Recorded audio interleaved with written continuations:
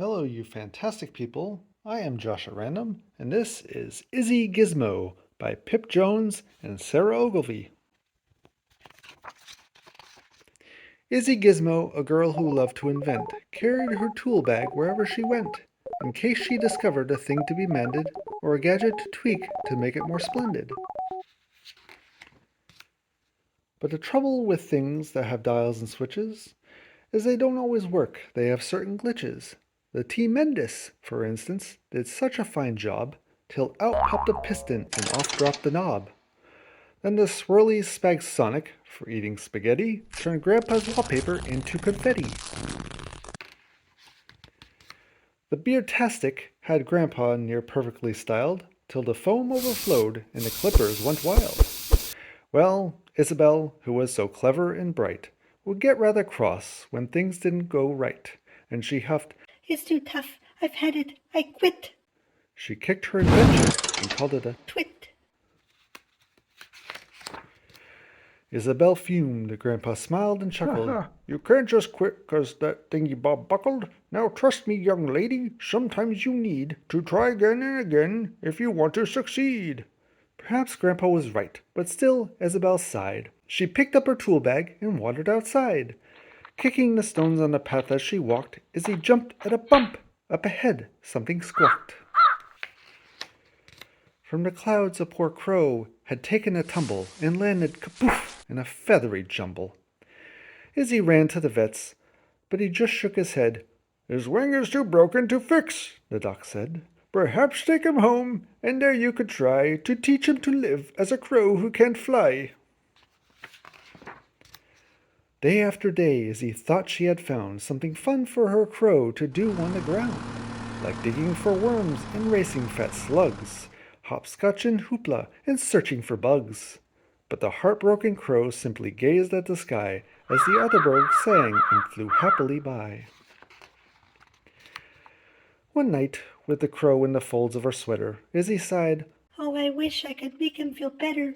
I've tried. He won't play. He won't drink. He won't eat." She was so very close to admitting defeat. Grandpa said, "Izzy, don't give up on him now. I know you can do it. Just work out how." Then Grandpa passed Izzy her gadgety things, and she knew what to do. "I'll invent some new wings." Izzy piled up her books and she started to read. Then she made a long list of the things she would need. She searched for some batteries and old electronics, dismantled a mixer and the swirly Spagsonic. The crow watched entranced as he held Izzy's drill, while she bent, bashed, and battered, and walloped until... Ta-da! Izzy fastened the wings with a strap, but they hummed and they twitched far too heavy to flap. "Ah!" Izzy yelled. "I'm no good at succeeding." The crow softly cawed, his beady eyes pleading.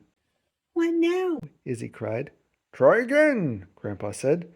"Okay, follow me." And with that, off she sped.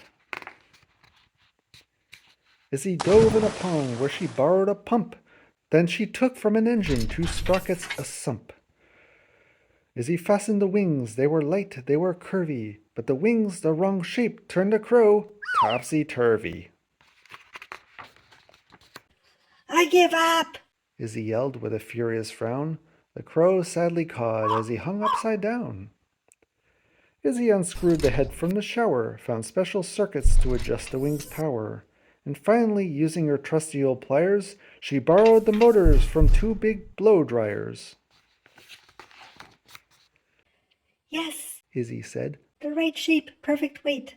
but one wing flapped madly. The crow couldn't fly straight.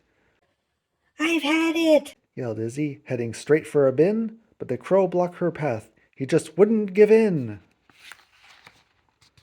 Izzy twizzled and tinkered, and, using his beak, the tip-tapping crow gave the screws a good tweak. Then he loosened the cog from Grandpa's old mixer. "You can fly!" Izzy cried. "Oh, your name should be Fixer." After 2 loop-de-loops, Fixer came into land, and stood happily cawing upon Izzy's hand. "You tried very hard," Grandpa said, "and succeeded. You kept at it, Izzy. You did what was needed." But don't pack your tools up, your day's not quite ended.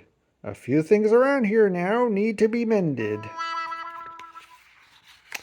The end. Thank you all very much for following along. If you like this and other charming read-alongs, please like and subscribe so you don't miss out. Thanks and have an amazing day.